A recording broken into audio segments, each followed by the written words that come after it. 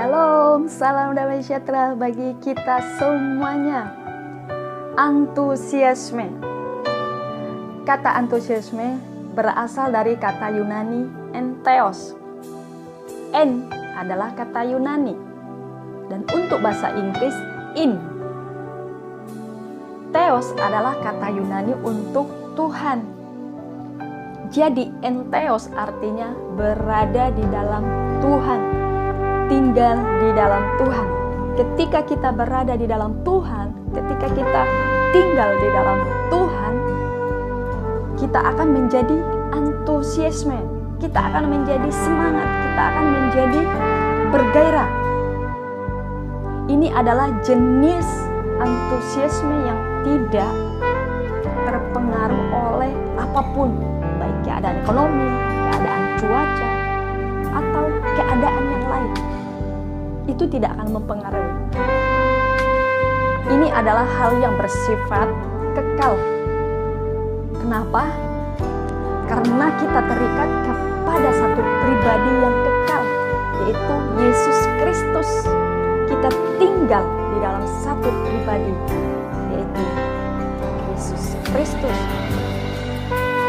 Sesudah hamba Tuhan, yaitu Musa mati, maka Yosua punya tugas yang baru.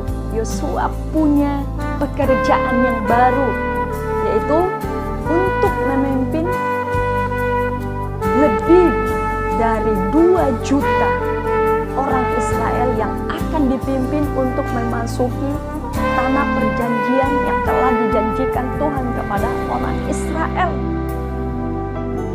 Tapi ada hal yang harus dipertahankan di dalam hidup Yosua supaya dia bisa menuntun, memimpin orang Israel untuk memasuki tanah perjanjian dan menaklukkannya adalah di dalam Yosua pasal 1 ayat 1 sampai dengan 9.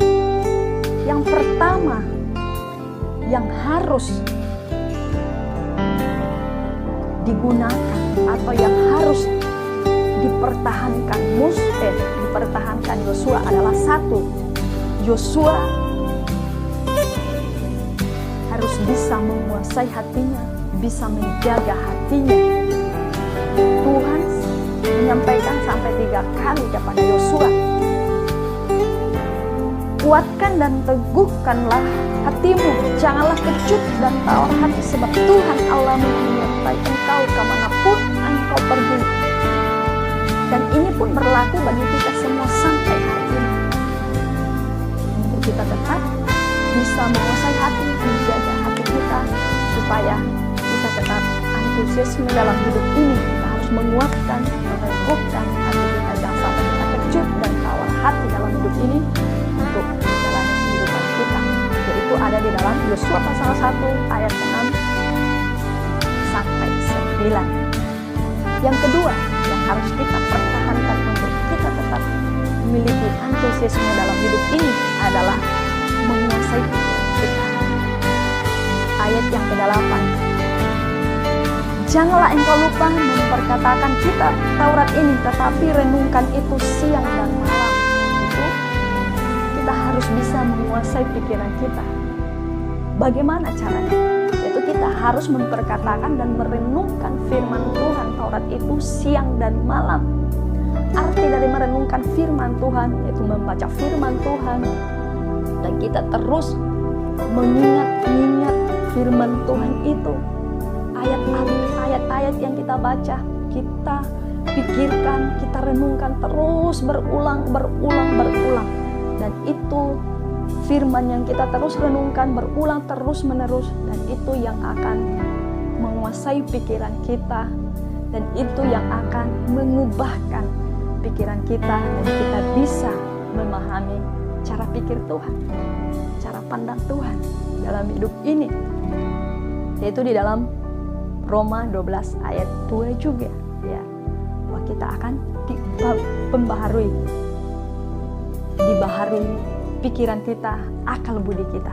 Kalau kita terus membaca, merenungkan terus menerus firman Tuhan. Yang ketiga, menguasai tindakan. Ayat 8b. supaya Engkau bertindak hati-hati sesuai dengan segala yang tertulis di dalamnya, sebab dengan demikian perjalananmu akan berhasil dan Engkau akan beruntung.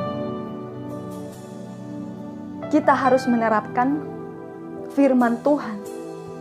Ayat firman Tuhan yang kita sudah renungkan itu, yang kita renungkan terus-menerus, kita terapkan dalam hidup kita, kita lakukan dalam kehidupan ini.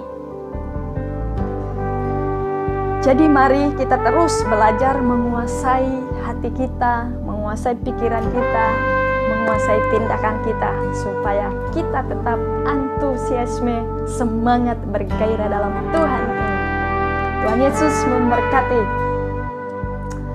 Tuhan, biarlah kami tinggal di dalam-Mu, Engkau tinggal di dalam kami. Kami tinggal di dalam firman-Mu dan firman-Mu tinggal di dalam kami, supaya kami tetap antusiasme, tetap bersemangat, bergairah dalam hidup ini Tuhan.